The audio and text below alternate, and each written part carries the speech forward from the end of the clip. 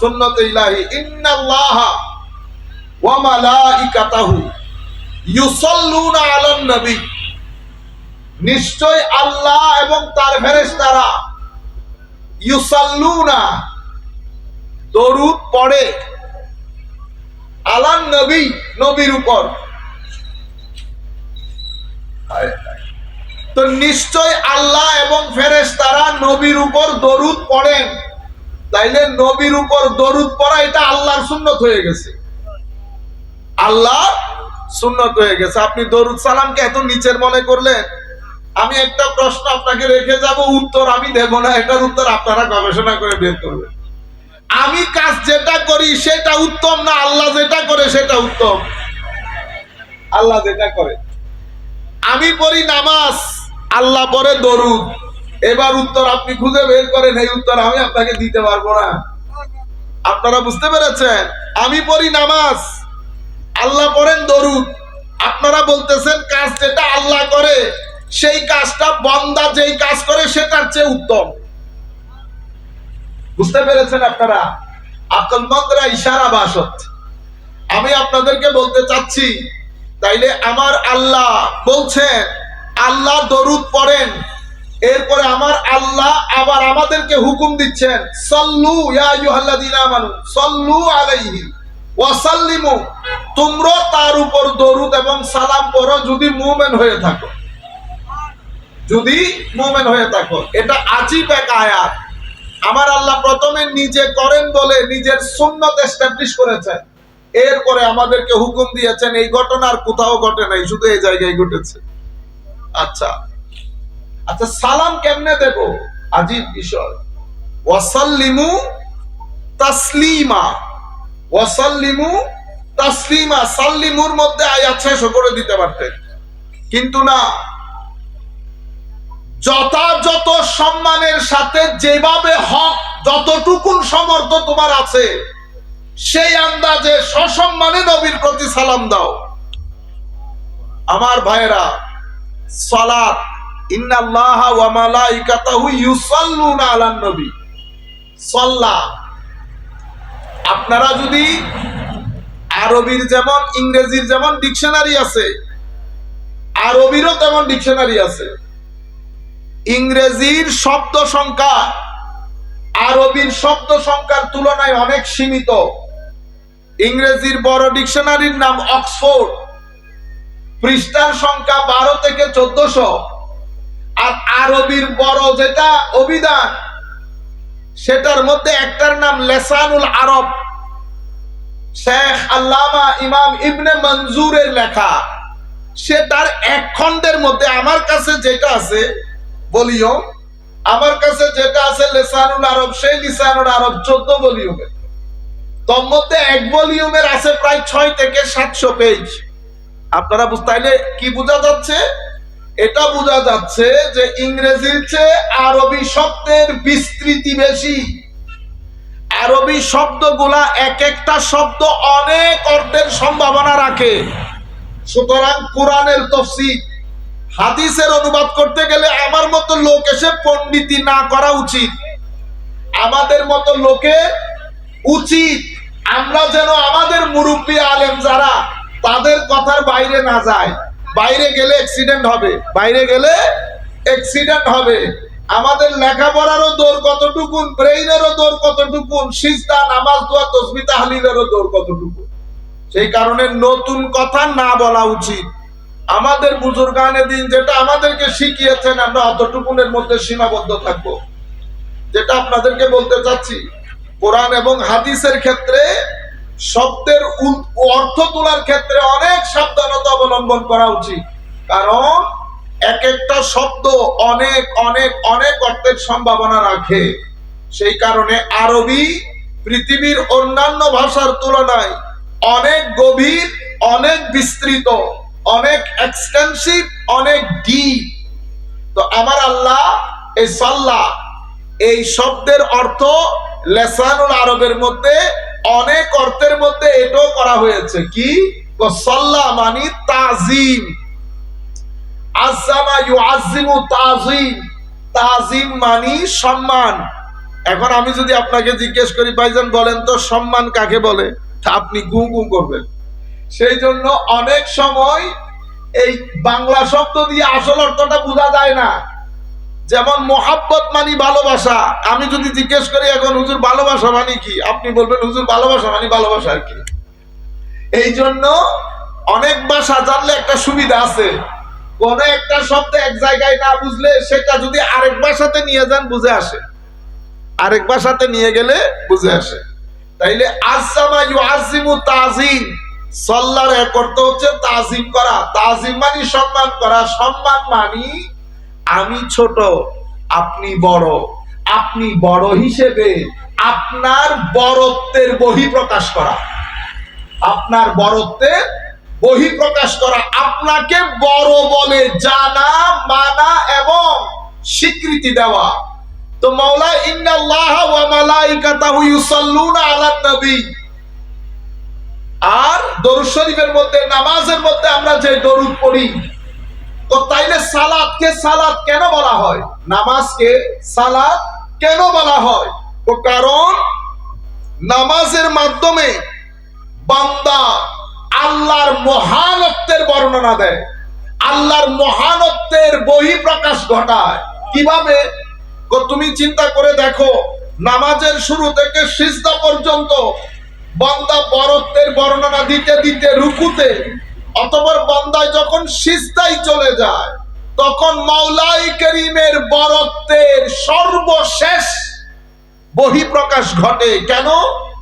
কারণ মানুষ তার শরীরের সর্বোত্তম অংশ হচ্ছে মাথা, মাথার সর্বশ্রেষ্ঠ অংশ হচ্ছে কপাল। বান্দা যখন এই কপাল মাটির মধ্যে মাটির মধ্যে রেখে আল্লাহর বরত্বের বহিঃপ্রকাশ ঘটায়, এর চেয়ে সুন্দর এবং দারুণ করে আল্লাহর বরত্বের বহিঃপ্রকাশ আর ঘটে না। এই কারণে সিজদার মাধ্যমে মানুষ আল্লাহর সবচেয়ে নিকটে চলে আসে, সিজদার মাধ্যমে। সেই সিজদার মধ্যে গিয়েও আমরা আমাদের টাকা পয়সার চিন্তা করি, সেই সিজদার মধ্যে গিয়েও আমরা আমাদের টাকা পয়সার চিন্তা করি। নামাজের মধ্যে যখন সুবহানা রাব্বিয়াল আ'লা বলবেন, না বুঝলেও ওই সুবহানা রাব্বিয়াল আ'লার ভিতরে ঢুকে থাকার চেষ্টা করবেন, বুঝার চেষ্টা করবেন যে আল্লাহ মহান, আল্লাহর সামনে আপনি কোনো কিছুই না। এটার যোগ যখন নেবেন তখন সিজদা ভালো লাগবে, সিজদা অনেক আজিম জিনিস। যাই হোক, তো নামাজকে নামাজ কেন বলে? সালাত, তো সালাত বলে কারণ সালাতের মাধ্যমে আল্লাহর শ্রেষ্ঠত্বের, মহানত্বের সবচেয়ে বড় বিকাশ সালাতের মাধ্যমে ঘটে। তো তাইলে নবীর প্রতি যে আমরা সালাত করি, আল্লাহুম্মা সাল্লি আলা মুহাম্মদ, এটার অর্থ কি হবে? উনি এটার অর্থ লিখেছেন, তো এটার অর্থ হবে আল্লাহুম্মা আযিম মুহাম্মাদান সাল্লাল্লাহু আলাইহি ওয়াসাল্লাম। মাওলা, আপনি আমার নবীর দুনিয়ার শানকে এমন ভাবে উঁচা করে যেন আমার নবীর মাকাম, মর্তবা এবং আমার নবীর দাওয়াত পৃথিবীর কোনায় কোনায় পৌঁছে যায়। কিয়ামতের দিন সকাল বেলা পর্যন্ত যেন আমার নবীর দাওয়াত বেঁচে থাকে এবং আমার নবীর মাকাম ও মর্তবা, আমার নবীর মাকামের যে রিফাত আপনি ঘোষণা করেছেন সেটা, এবং আখিরাতে মাকামে মাহমুদের মাধ্যমে আমার নবীর বরত্ব দান করেন, আমার নবীকে মহান করেন, সুমহান করেন। এটাই এই কারণে সালাতকে, সালাতের অনেক অর্থের মধ্যে একটা অর্থ বরত্বের বহিঃপ্রকাশ। সালাতের আরেকটা অর্থ কি জানেন?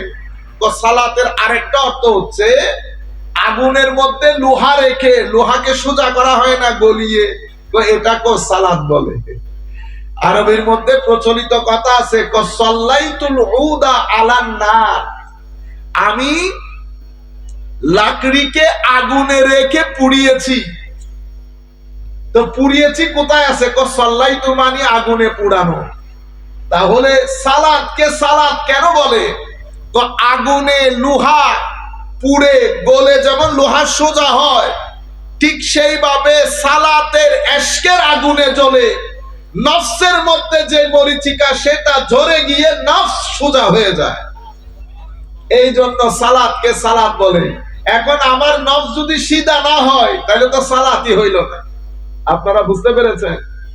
আমাদের এখানে নতুন নতুন ডং তৈরি হয়েছে। আমরা এখন আসার সময় একটা জায়গায় দাঁড়িয়েছি, নাম না বলি, সেই জায়গার মধ্যে একটা ক্যালেন্ডার লটকানো, সাঁটানো দেওয়ালের সাথে লিখেছে কি সলাত, দন্তীয় স দিয়েছে, নিচে ব দিয়েছে সলাত।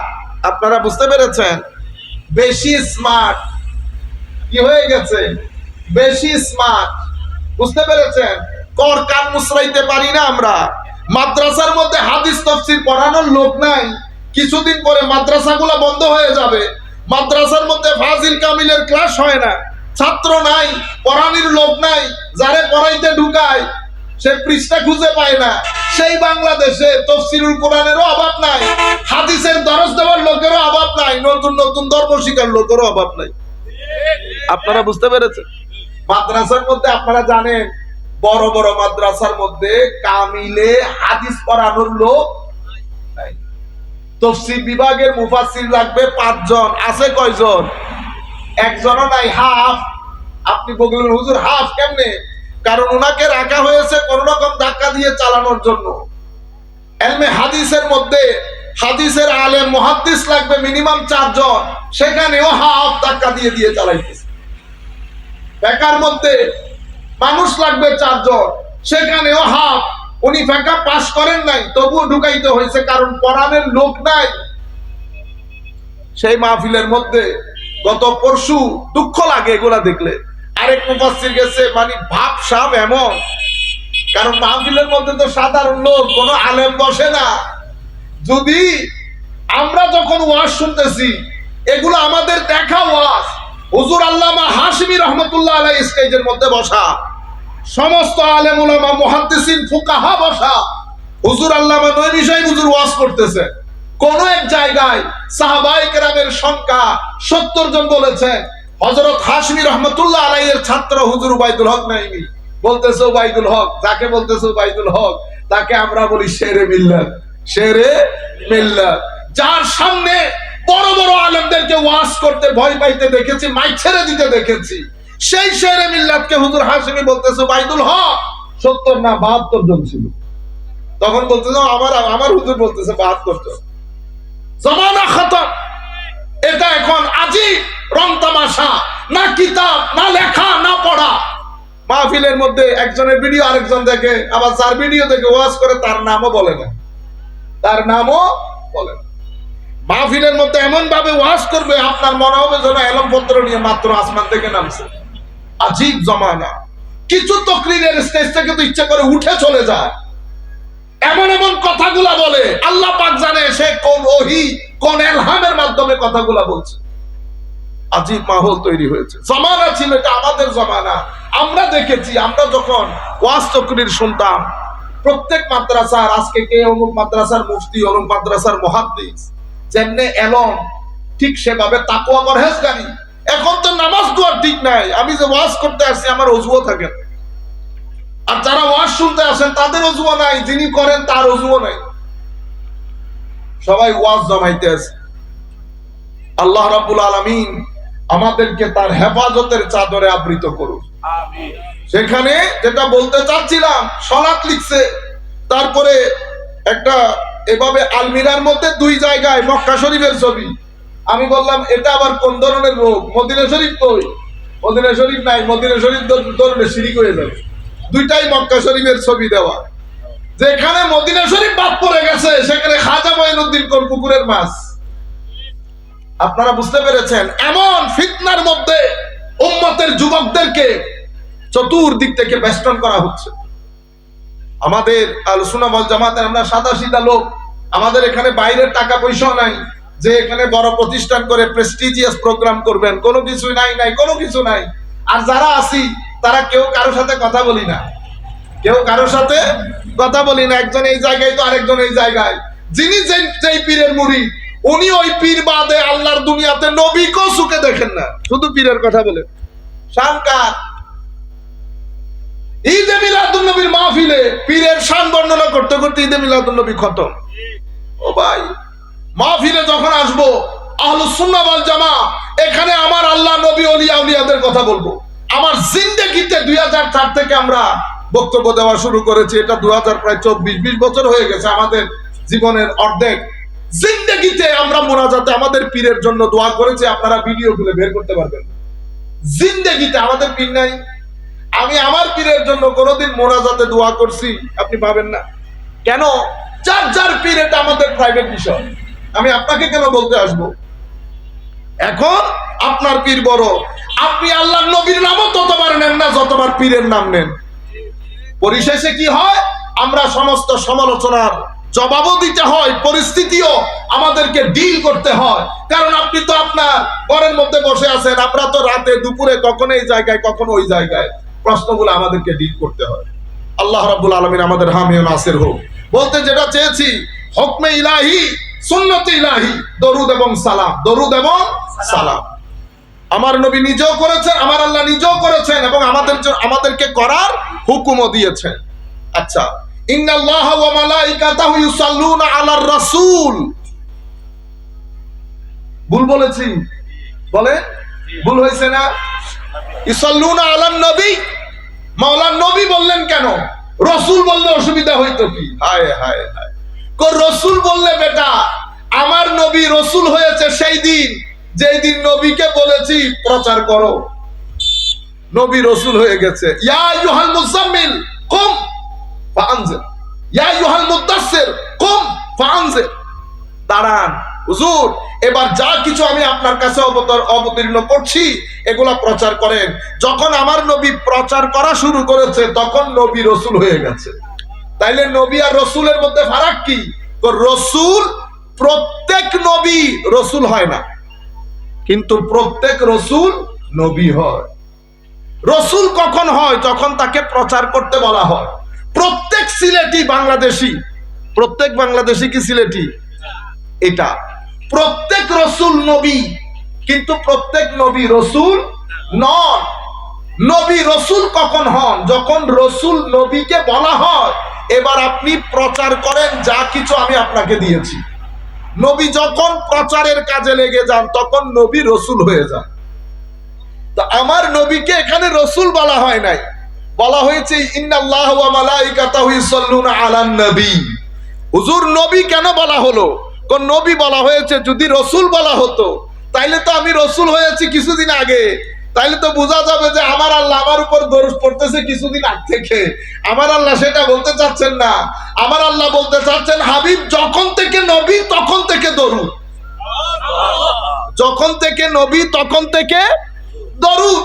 দরুদ যখন শুরু হয়েছে তখন নামাজের প্রচলন শুরু হয় নাই, নামাজের প্রচলন শুরু হয় নাই। কেন? কারণ নামাজ হয়েছে কখন? যখন আমার আল্লাহ ধরতির মধ্যে হযরত আদমকে পাঠিয়েছেন তখন থেকে নামাজের প্রচলন। আর হাবিব হুজুর আপনি কখন থেকে নবী? যখন কোন কখন ছিল না তখন থেকে নবী। কখন থেকে? আমার আল্লাহ, আল্লাহ বাদে আর কেউ ছিল না, ছিল না, ছিল না, কোনো কিছুই ছিল না। আমার আল্লাহ, আমার আল্লাহ, আমার আল্লাহ চাইলেন আমি একটু প্রকাশিত হই, আমাকে কেউ চিনুক, আমার নাম কেউ নেক, কেউ আমাকে সম্মান করুক, তাজিম করুক। যখন আমার আল্লাহ নিজের গোপনীয়তা ভেদ করে প্রকাশ হতে চাইল তখন আমার আল্লাহ আমার নবীর নূর সৃষ্টি করলো। আমার নবী কি বলেছেন? আমার নবী বলেছেন, যখন জিজ্ঞেস করা হয়েছে হুজুর সর্বপ্রথম আল্লাহ কি সৃষ্টি করেছেন, এটা প্রত্যেক ধর্ম, প্রত্যেক দর্শন, প্রত্যেক বৈজ্ঞানিক সকলের এটা একটা বড় ইন্টারেস্টিং প্রশ্ন। প্রথম কি সৃষ্টি করা হয়েছে? বিজ্ঞানীরা বিজ্ঞানীদের মতো কথা বলে, তারাও তাদের মতো করে যেতে যেতে শেষ পর্যন্ত তারাও বলে যে পৃথিবী একসময় একটা লাইট ছিল। লাইট কি ছিল? লাইট, আলো। আর আমার নবী বলছে আউয়ালু মা খালাকাল্লাহু নূরি অথবা নূর নবিয়্যি। তো প্রথম আল্লাহ যে জিনিসকে সৃষ্টি করেছেন সেটা তোমাদের নবীর নূর। তো যখন থেকে হুজুর তো আপনি কখন থেকে নবী? যখন, কেমনে বুঝাই তোমাদেরকে? বস তোমরা তো আদম থেকে শুরু করেছো, তো তোমরা এতটুকুন বোঝো আদম আদম হয় নাই তখন থেকে আমি নবী। বুঝতে পেরেছেন? তো দরুদ কখন থেকে? যখন থেকে নবী নবী তখন থেকে দরুদ। হুজুর কখন থেকে নবী? যখন কখন ছিল না তখন থেকে নবী। ইন্নাল্লাহা ওয়া মালাইকাতাহু ইউসাল্লুনা আলান নবী। এখন বুঝতে পেরেছেন? তাইলে একটা জিনিস হচ্ছে হুকমে ইলাহি এবং সুন্নত ইলাহি। দ্বিতীয় যে জিনিস হুকমে ইলাহি এবং সুন্নত ইলাহি, সেটা হচ্ছে আল্লাহর ওলিদের মহব্বত। আল্লাহর ওলিদের মহব্বত। আমার নবী হাদিসে পাকের মধ্যে ইরশাদ করেছেন, আমি দুইটা হাদিস আপনাদেরকে পড়ে শোনাই, একটা আপনারা শুনেছেন, একটা হয়তো আপনারা শুনেন নাই। আন আবি হুরায়রা রাদিয়াল্লাহু তাআলা আন্না রাসূলুল্লাহ সাল্লাল্লাহু আলাইহি ওয়াসাল্লাম قال, হযরত আবু হুরায়রা থেকে বর্ণিত, আমার নবী ইরশাদ করেছেন, এই হাদিস আপনারা শুনেছেন। ইন্না ইজা আহাব্বাল্লাহু আবদান, আমার আল্লাহ যখন আল্লাহর সৃষ্টি জগতের কোন বান্দার প্রতি টান অনুভব করেন। কি অনুভব করেন? টান মানে মহব্বত করেন। আপনারা বলেন না ভালোবাসা, তো ভালোবাসা মানে কি? ভালোবাসা মানে হচ্ছে মাহাব্বা। তো মহব্বত মানে কি? মহব্বত মানে মাইলুন নফস, অর্থাৎ আপনার ভিতর জগতে আরেকজন জন্য ব্যক্তি হতে পারে, বস্তু হতে পারে, টান